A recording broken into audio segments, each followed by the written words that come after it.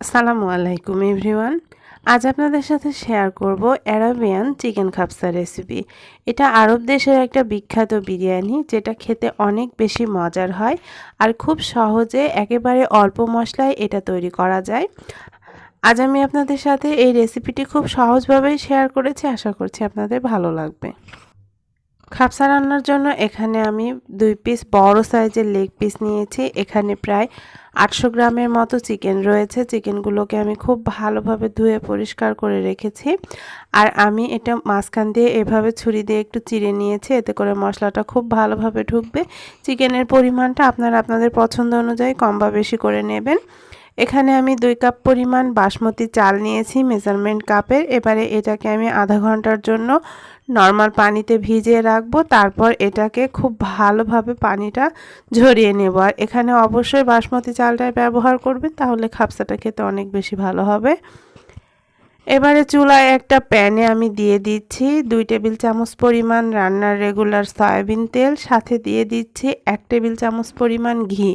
আপনারা চাইলে এখানে বাটারও ব্যবহার করতে পারেন। এটা গরম হয়ে আসলে ফোড়নের জন্য দিয়ে দিচ্ছি 3-4টার মতো ছোট এলাচ, 3-4 টুকরা দারুচিনি, সাথে দিয়ে দিচ্ছি 4-5টার মতো লবঙ্গ। একটু ভেজে নিয়ে দিয়ে দিচ্ছি 1 কাপ পরিমাণ পেঁয়াজ কুচি। পেঁয়াজ কুচিটা দিয়ে খুব ভালোভাবে এটাকে কিছুক্ষণ ভেজে নেব। তারপর পেঁয়াজটা একটু নরম হয়ে আসলে স্বাদমতো কিছুটা লবণ দিয়ে দিচ্ছি। লবণ দিয়ে একটু নাড়াচাড়া করে এবারে দিয়ে দিচ্ছি এর মধ্যে 1 টেবিল চামচ পরিমাণ আদা বাটা, সাথে দিয়ে দিচ্ছি 1 টেবিল চামচ পরিমাণ রসুন বাটা, দিয়ে দিচ্ছি 1 চা চামচ পরিমাণ জিরার গুঁড়া, দিয়ে দিচ্ছি 1 চা চামচ পরিমাণ ধনিয়া গুঁড়া। খাবসাটা মূলত গোলমরিচের গুঁড়া দিয়েই রান্না করা হয়, তবে এটাকে আমি একটু স্পাইসি করার জন্য এখানে একটু শুকনো মরিচের গুঁড়া ব্যবহার করেছি। এখানে আমি 1 চা চামচ পরিমাণ গোলমরিচের গুঁড়া আর 1 চা চামচ পরিমাণ শুকনো মরিচের গুঁড়াটা ব্যবহার করেছি। আপনারা চাইলে পুরোটা গোলমরিচের গুঁড়া দিয়েও রান্নাটা করে নিতে পারেন। দিয়ে দিচ্ছি 1 চা চামচ পরিমাণ গরম মশলা গুঁড়া। তারপর মশলাটাকে খুব ভালোভাবে কিছুক্ষণ কষিয়ে নিয়েছি। এবারে এর মধ্যে দিয়ে দিচ্ছি 2টা বড় সাইজের টমেটো, আমি আগে থেকে ব্লেন্ডারে ব্লেন্ড করে রেখেছিলাম। এখানে প্রায় 1 কাপের মতো টমেটো বাটা রয়েছে। টমেটো বাটাটা দিয়েও মশলাটাকে খুব ভালোভাবে কষিয়ে নিয়েছি। মশলা থেকে যখন তেল উঠে আসবে সে পর্যায়ে আমি আগে থেকে পরিষ্কার করে রাখা চিকেনগুলো দিয়ে দিচ্ছি। চিকেনগুলো এই মশলার মধ্যে দিয়ে খুব ভালোভাবে 6-7 মিনিটের মতো উল্টে পাল্টে এটাকে কষিয়ে নেব। খুব ভালো করে মশলার সাথে আমি চিকেনটাকে কষিয়ে নিচ্ছি। চিকেনটাকে খুব ভালোভাবে কষিয়ে নিয়েছি, চিকেনটা কষানো হয়ে এসেছে। এবার আমি সেদ্ধ হওয়ার জন্য পর্যাপ্ত পরিমাণ পানি দেব। যেহেতু এখানে আমি 2 কাপ পরিমাণ চাল নিয়েছি, সেই অনুযায়ী এখানে পানিটা দিতে হবে। প্রথমে আমি 3 কাপ পরিমাণ পানি দিয়ে দিচ্ছি, আর বাকি পানিটা আমি রাইস রান্নার সময় দিয়ে দেব। তারপর এটাকে আমি খুব ভালোভাবে রান্না করে নেব যতক্ষণ না পর্যন্ত এটা সেদ্ধ হয়ে আসে। এখানে আমি 1 চা চামচ পরিমাণ লেবুর খোসা আগে থেকে গ্রেটার দিয়ে খুব ভালোভাবে গ্রেট করে নিয়েছি। আর খেয়াল রাখবেন কোনোভাবে যেন সাদা অংশটা না আসে, তাহলে এটা তেতো লাগবে খেতে। শুধু সবুজ অংশটাই গ্রেটার দিয়ে গ্রেট করে নেবেন। এবার ঢাকনা দিয়ে ঢেকে চুলার আঁচটা মিডিয়ামে রেখে এটাকে আমি প্রায় 15 মিনিটের মতো রান্না করে নিয়েছি। 15 মিনিট পর দেখা যাবে চিকেনটা খুব সুন্দরভাবে সেদ্ধ হয়ে গিয়েছে। এবার আমি এই ঝোলের মধ্যে থেকে চিকেনটাকে উঠিয়ে নিচ্ছি। ঝোলটাও অনেকটাই কমে এসেছে। এই ঝোলের মধ্যে আমরা রাইসটা রান্না করে নেব। চিকেনটাকে উঠিয়ে নিয়েছি, আর এখানে আমি আরও 2 কাপ পরিমাণ পানি অ্যাড করে দিচ্ছি। যেহেতু চিকেনটা রান্নার সময় অনেকটা পানি কমে গিয়েছে, তাই আমি এখানে পানিটা অ্যাড করে দিচ্ছি। আর খাবসা রান্নার ক্ষেত্রে পানিটা একটু বুঝে দেবেন, পানির পরিমাণটা যেন ঠিক হয়, তাহলে রাইসটা একেবারে পারফেক্ট হবে। পানিটা দেওয়া হয়ে গেলে এবার আমি আগে থেকে যে চালটা খুব ভালোভাবে পানি ঝরিয়ে রেখেছিলাম সেই চালটা এর মধ্যে দিয়ে দিচ্ছি। দিয়ে খুব ভালোভাবে নাড়াচাড়া করে মিশিয়ে নিচ্ছি। রাইসের জন্য স্বাদমতো কিছুটা লবণ দিয়ে দিচ্ছি। এবারে ঢাকনা দিয়ে ঢেকে চুলার আঁচটা হাই হিটে রেখে এটাকে আমি 5 মিনিটের জন্য রান্না করে নেব। তারপর একেবারে লো হিটে রেখে এটাকে আমি আরও 5 মিনিটের জন্য রান্না করে নেব। 10 মিনিট পর আমি ঢাকনাটা উঠিয়ে নিচ্ছি। দেখুন দর্শক, রাইসটা অনেকটাই হয়ে এসেছে, একেবারে পারফেক্ট হয়েছে।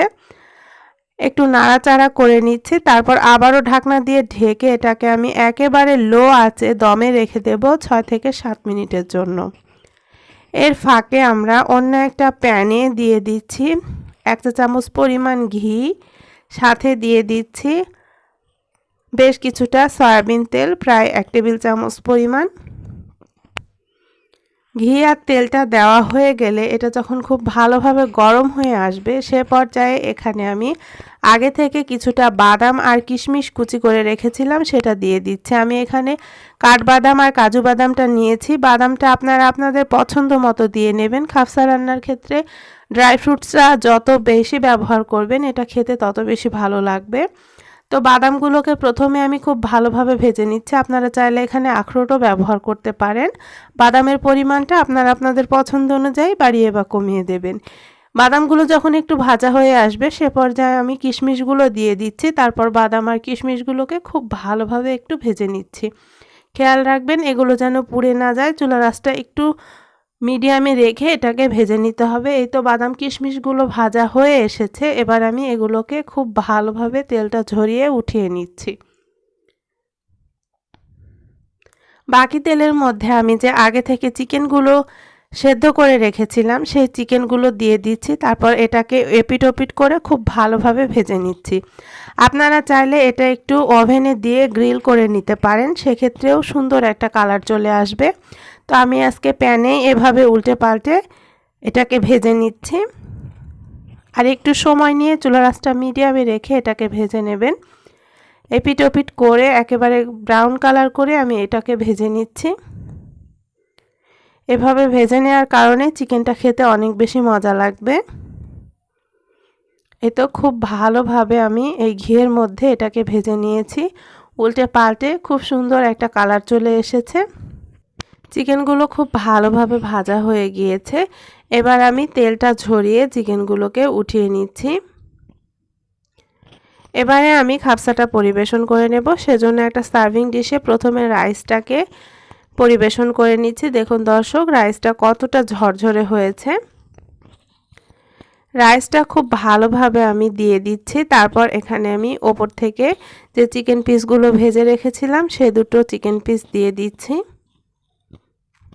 চিকেন পিসগুলো দেওয়া হয়ে গেলে আগে থেকে আমি যে বাদাম কিশমিশটা ভেজে রেখেছিলাম ওপর থেকে দিয়ে খুব ভালোভাবে এটাকে সাজিয়ে নিচ্ছি। আপনারা আপনাদের পছন্দ মতো এটা সাজিয়ে নিতে পারেন। প্রিয় দর্শক, ভীষণ মজাদার আরাবিয়ান চিকেন খাবসা পুরোপুরি রেডি। দেখতে যেমন লোভনীয় হয়েছে, খেতেও মাশাআল্লাহ অনেক বেশি মজার হয়। আপনারা চাইলে বাসায় খুব সহজে এই খাবসাটা বানিয়ে নিতে পারেন। আশা করছি বাসার সবাই অনেক বেশি পছন্দ করবে।